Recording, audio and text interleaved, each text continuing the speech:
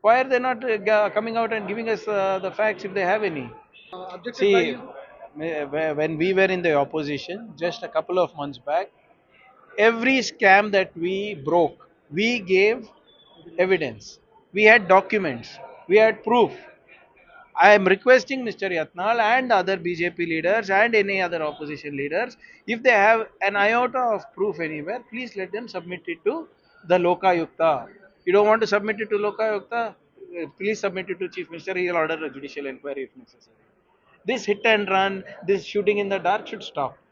It's just been a month since our government has come in, and we are trying to give a progressive government. We are trying to give a government good administration, which they could not. But And you would, Mr. Yatnal himself had agreed his previous government was his own government was corrupt.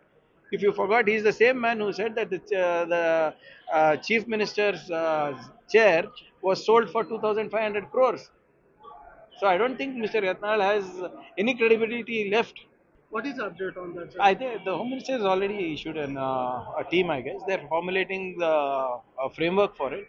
I'm sure it will be done quickly.